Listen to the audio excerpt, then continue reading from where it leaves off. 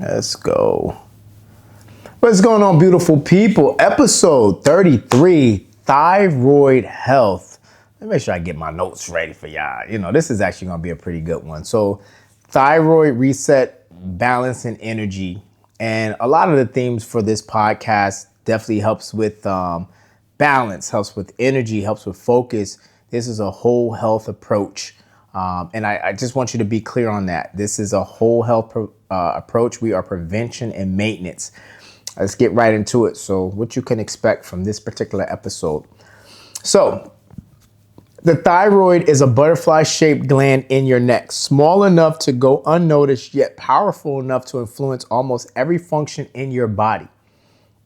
It produces hormones that regulate metabolism, body temperature, heart rate, and even mood. When it's healthy, you feel steady, vibrant, and balanced. But when it's off, your entire system feels like it's misfiring. What makes thyroid health tricky is how often it's misunderstood or overlooked.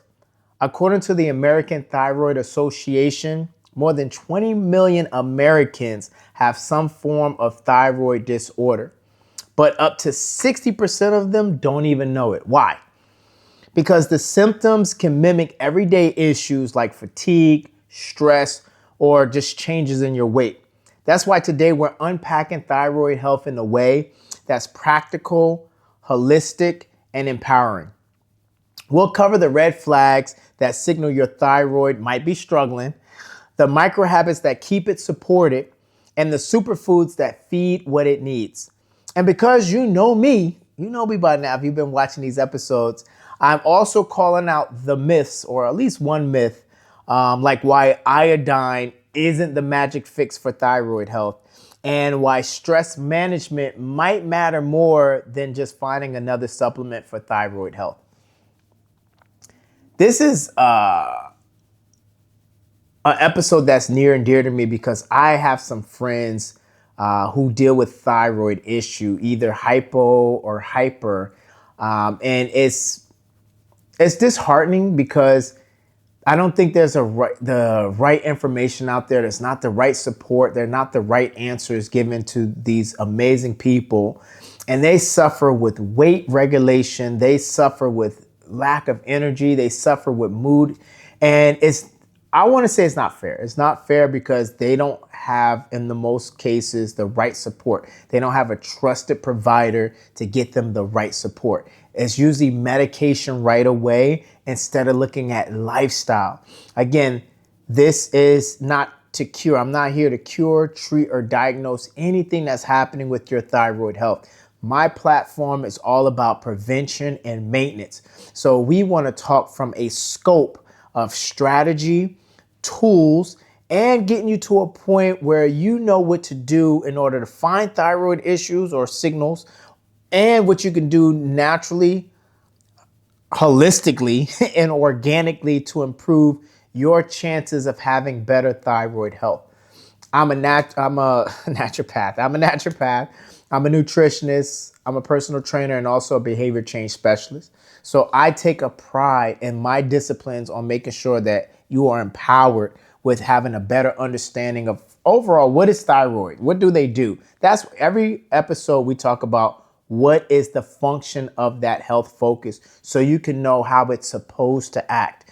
And then on top of that, what you can do to help improve it before you go out and buy these supplements and these crazy, gimmicky, hacky things. How can we support the intelligence of the body to make sure that health function is on point? That's what I like to do. That's what I love doing, actually. So when it comes to thyroid health, let's get to the basics. So your thyroid makes two hormones. It's T3, T4. These regulate metabolism. So the pace at which your body burns energy and also keeps the systems running. If your thyroid slows down, this is called hypothyroidism. This is when you're feeling sluggish, or you might feel sluggish. This is when you're gaining weight without changing your diet. And another thing, you feel cold all the time, or you're dealing with brain fog. Those are like leaning towards irregulation of the hormone production of T3 or T4, or there's an issue with the conversion. We'll talk about that a little bit more. Now, the other side of that spectrum, because you want it right in the middle, you don't want it hyper or you don't want it hypo. But if it's hyper, this is when things speed up. You don't want that either because, yes, you may feel like I'm not dealing with the weight issue, but you are wired, you're anxious, you losing weight unexpectedly and unhealthily, that's like a new word, but you're dealing with the racing heartbeat. This is when things are jacked up and you don't want that either because that's when you deal with crash out, burnout, you deal with cortisol issues, adrenal gland issues. It's just not a good cocktail either. But here's the part most people miss, and this is why I want us to kind of dial in before we get into the red flags. The thyroid doesn't operate in isolation. So it's not just I have thyroidism, either it's hyper or hypo, and it's just the thyroid. No, it's connected to other systems in the body. So it's a part of a bigger, we call it like a hormone or hormonal orchestra. So the gut, the liver, and the adrenals are also in sync with thyroid health. And this is something I want you to be very, I promise you, I'm gonna take my time and uncover how they are connected. And you'll have to read between the lines on some things, but I'm telling you straight out that your thyroid, there is a gut connection, there is an adrenal connection, and there is a liver connection. You have to be clear. So when you're dealing with thyroidism issues, whether it's hyper or hypo, instead of going straight for medication, ask your provider to look into your gut health, look into your adrenal health, and look into your liver health and see if any one of those systems are misfiring and causing issues with your thyroid. It's just something to consider. When you know better, you do better. Stress, poor digestion, and liver overload can send the thyroid off track. That's why I love holistic support. It works better than quick fixes, in my opinion. You're not just taking care of the gland, you're also taking care of the entire system to keep it balanced. Again, this is Team Healthyish. Welcome to the Healthyish family, by the way. So we understand the importance of conventional or modern medicine as well as holistic or naturopathic approach. Sometimes there's a balance. I mean, it's good to be holistic and all natural, but if you just, if you cut your finger off, you're not going to just try to do it holistically. You need to go to ER and you got to deal with the professionals who are going to help in the emergency situation. So sometimes there's a place for each of these, I call them medical disciplines. So modern medicine, general practice medicine, ER medicine, ER, remedies and approach, those modalities there, I believe there's a place for them as well.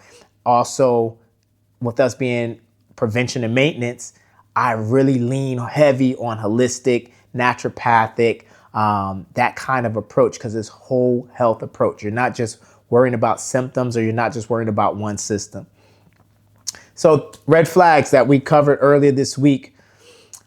These could be some early warning signs that your thyroid might be struggling. So this is before it's already off the cliff. This is before you're already diagnosed with hyper or hypothyroidism. This is like you don't know what's going on with your body and you're trying to ask your doctor or your trusted provider the right questions. So unexplained weight shifts. If the number on the scale is moving up or down, without you changing exercise or diet habits, this is one of the bigger clues out of the others that you might be dealing with some thyroid issues.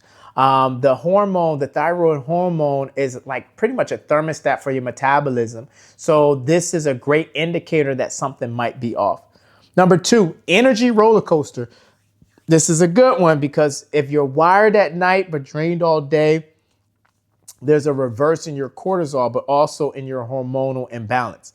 That's often your thyroid hormones being out of sync with your circadian rhythm. They're tied together. So instead of a steady fuel supply, your energy feels like a roller coaster. We'll talk more in MicroHabits about the connection of your circadian rhythm, your sleep health, and your thyroid health. And then third flag red flag that I want you to be on the lookout for is dry skin and hair loss. So because thyroid hormones regulate circulation and nutrient delivery, which is key, a struggling thyroid often shows up in your skin, your hair, and also brittle or broken or easily chipped nails. If your hairbrush is filling up faster than normal, it may not just be stress or aging. This could be thyroid irregulation, and you might want to get it checked out. As you know, we don't leave it at the red flags. We go over to some micro habits, prevention and maintenance. How do we support thyroid health, even though we know it's supporting whole health? So first and foremost, just know that these small habits build up over time. Neck stretches. Oh my gosh, that sounds so easy, Chef D. Neck stretches. Yes, neck stretches. So it sounds simple, but gentle stretches and posture work improve circulation to your thyroid. Hunching forward compresses this area. Usually we're like this, or we're hunching forward, and we're compressing that area. We're causing unnecessary stress. So while opening up your chest and lengthening your neck brings more flow and oxygen. So if you start adding some neck stretches, nice and slow, up and down, guided tilt both sides, go up and down, even some massaging in the area. This will help. This will help with your thyroid. And I'm showing lymph area, but this is also with thyroid support. Stress reset. So your adrenal glands, we talked about this, and your thyroids are like best friends. They're BFFs, you know, bestie in the testy kind of situation. I haven't heard that song in a minute. So when one is stressed, unfortunately, the other suffers. Chronic cortisol, we talked about this with the wired all night and sleeping and tired all day. Chronic cortisol, which is your stress hormone, suppresses thyroid functioning. So if you're journaling or doing breath work or even 5 minutes of meditation to reset stress signals daily is a boost when it comes to supporting thyroid health. And again, it sounds simple, but you'd be surprised how many of us just overlook those things, or we're just too busy to journal, or we're too busy to do breath work, or we're too busy to meditate or pray. We're too busy. I don't know how we got this busy, but these are some things that we can do within our control to help support not just the thyroid, but the overall health of our body. And last but not least, sleep before midnight. This one's underrated. Your thyroid runs, I told you I would talk about it later, your thyroid runs on circadian timing. So getting to bed before midnight helps hormone rhythms align with natural cycles, giving your thyroid space to recover and reset. That's the whole point about sleep health, which I think was like episode 4. If you go back to episode 4, you'll see a lot more on sleep health and understanding that during the time of sleep, there's so much that your body is doing to help recover and restore. You got to give it that space to get it done. And sleep health is a really great episode. I think Dr. Nancy Silva joined me on that one. So many nuggets and great jewels in that episode when it comes to sleep health, understanding what's REM, understanding your GH hormone, which is your growth hormone. So all of us who are in the gym trying to lose weight and gain more muscle, this is like that episode that helps shows where the magic really happens when it comes to growth.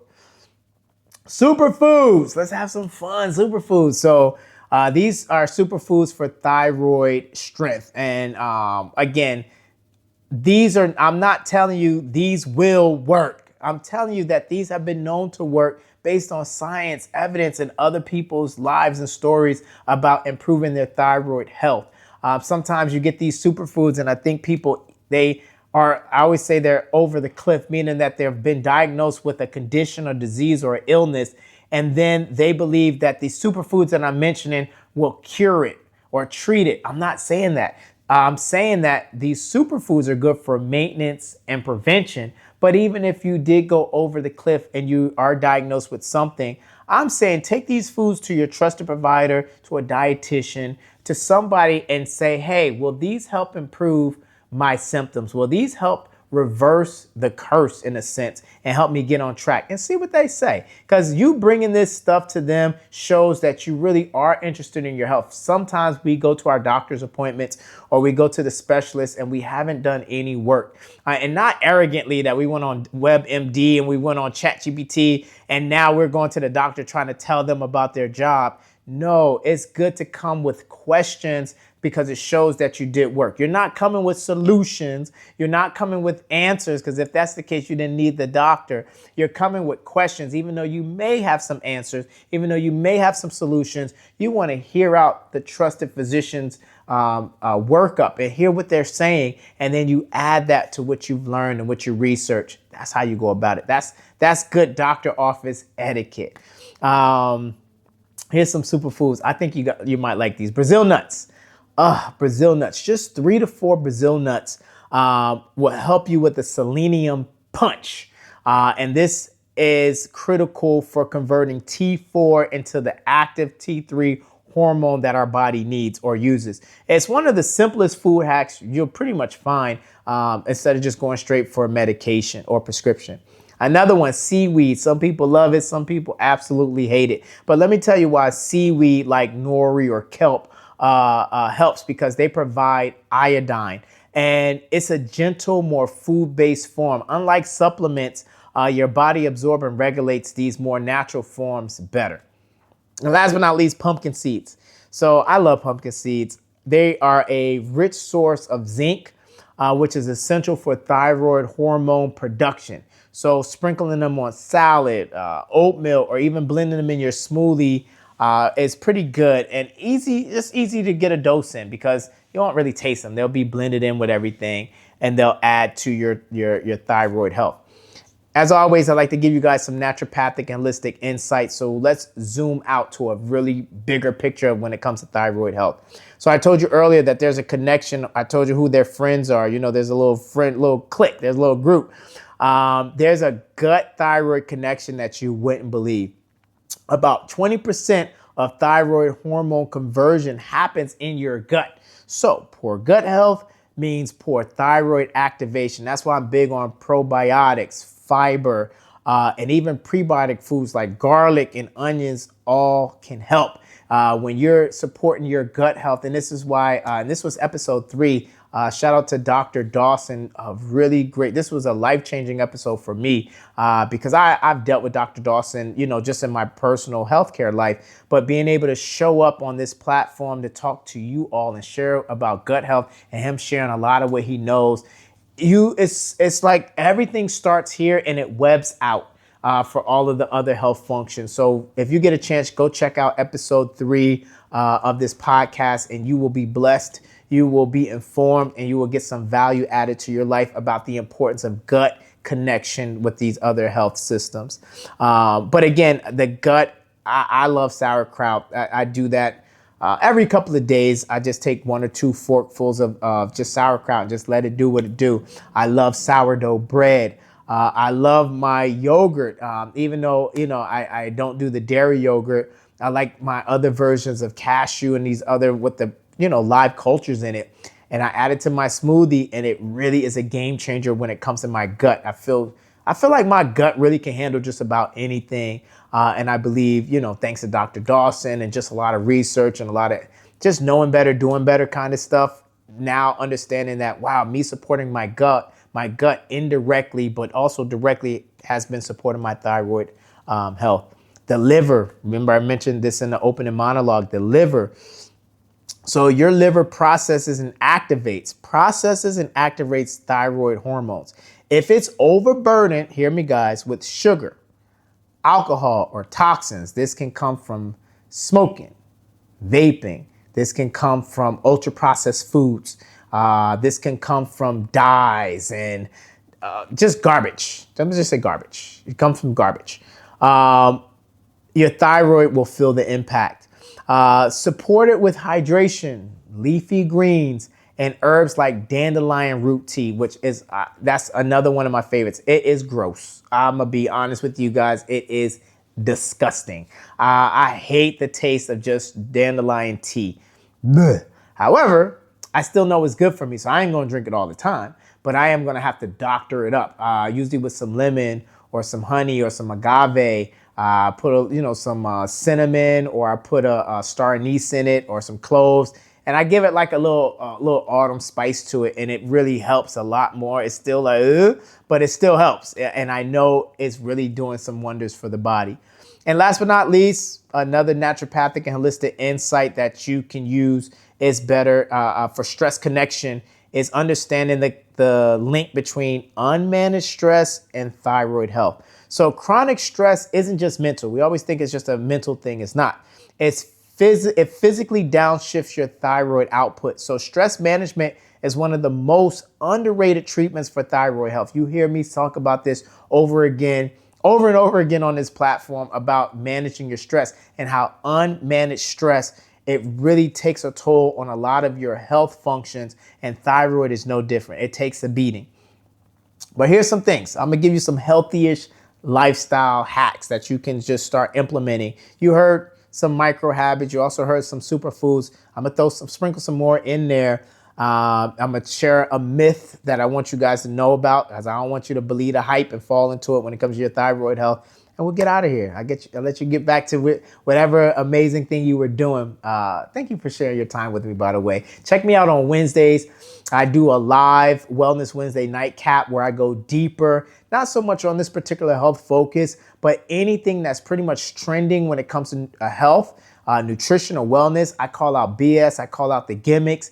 And we have real talk on ways to support you and your family holistically, but also naturally. I'm a flexitarian, so I get to share how that has impacted my life. What is a flexitarian, and how being a flexitarian has given me a balance. I didn't have to pick any one side of just being a vegan or just being a pescatarian or just being keto. I was able to incorporate the best of each world into a lifestyle. And yes, flexitarian is a real thing that supports me and is realistic. I love food. I'm a foodie. So I don't, I want to be able to not make food the enemy. I want a positive relationship with food. And that's what flexitarianism does for me. But, we'll talk about that at another time. But here's one: morning routine. If you've been following me, you're probably going to say it before I even get it out, but you know what you should start your day with: drinking. Okay, I'm going to say it. So you start with a warm glass of water and lemon. This hydrates you and also gently supports liver function, which in turn help your thyroid hormones activate. I think it was episode 2, which was liver health. Dopamine was my guest. And we spoke a lot about the liver, and one of the things that you could do support good liver function and healthy detoxification before you go out and buy all these tummy teas and detox cleanses. Start just 7 days with lemon water in the morning, warm lemon water, and just start with that, like just a half a squeeze. You don't need like 2 or 3 lemons. You don't want an over acidic environment. You just want a squeeze of a lemon, like like even 2 wedges, just a little squirt with some warm water, and let that get going in the gut. And just see 7 days, just try it out and see what happens, and how that helps with detoxification and also as a great morning routine. Another thing, here's a desk hack for some of you who are tied to the desk. It's not your fault. It's just how you get in your bag. If you're glued to a computer, practice a quick neck stretch every hour. We already did the neck thing, so this is what you want to do. Think chin to chest, and side to side, and gentle rotations. It relieves tension and boosts circulation right where your thyroid sit. Simple. You're just there. You can stand because the watches give you an indication to stand, but you can also do some neck motions, not telling somebody you're off, but just like literally doing the neck stretches to help with your thyroid health. Another one is stress breaker. So I like doing this. This is pair journaling with breath work. Some people think journaling, writing down is corny, but sometimes you could just go in your notes, do it in your notes, think about some goals, some dreams you want to do. Type out your emotions, type out how you're actually feeling, how much you hate your job, how much you love your job. You got to be real and get it out. And that alone with some breath work, helps you get to your cortisols getting lower, which is gives your thyroid some breathing room, because when it's always jacked up on stress, it doesn't give it an opportunity to kind of lower and reset. So again, what I say, do write down your top 3 stressors, then do 2 minutes of deep belly breathing. We already talked about deep belly breathing. I think it was in the mitochondria or lymphatic episode, but just deep breathing is really beneficial when it comes to overall thyroid health and just body health in general. Again, if you're not going to journal and you don't want to do any of the writing down stuff, pray. Listen, I'm not saying you got to pray the roof off. Just pray. Get to a place where you're talking to God and sharing some of the things that are bothering you, or sharing some of the things you're grateful for, or just sharing some of the ways He is who He is. And that also is good for thyroid support, because it's good for cortisol support. They all tie together. That spiritual health, again, if you have followed me this far, you know I'm about 5 pillars of health, and one of those pillars are spiritual health. I don't care how well you eat or how many times you're at the gym. If your spiritual health is not on point, some of the other stuff is just ill effect. It won't tie into your whole health picture. That's just how we do it over here. Another thing, snack upgrade. So keep a small bag of pumpkin seeds or Brazil nuts handy. It's thyroid fuel you can eat in less than 30 seconds. Just pop a few. Don't overdo it, because we don't want to mess up cholesterol and all this other stuff, or saturated fats. You just want it just enough to get the selenium punch you're looking for and the zinc. So that way you're activating and you're able to help with the conversion of T3s to T4s or T4s to T3s. And last but not least, an evening wind down. So dimming your lights an hour before bed and avoid late night screens. Remember, your circadian and your thyroid are linked up. So if you go back to the sleep episode, we say sleep health is not just the time your eyes close in the bed to the time you wake up. It's also supporting the time before bed and supporting the time after you wake up. So if you're making sure your lights are lower setting and you're making a calm environment, which is going to signal the body to start getting lower in your cortisol, because it's like it's no danger. There's nothing it has to think about or fight or flight. It's like, okay, we good. We're about to wind down. Those are the signals you want to give your body. I get it. You want to finish up your Netflix series, or you want to try to get those last emails, but you should protect your thyroid health and your circadian rhythm at all costs. And at a certain point in time, that's it. Like, your job is not worth your thyroids. Nobody's worth your thyroids. So you got to get in a mindset where you protect that at all costs.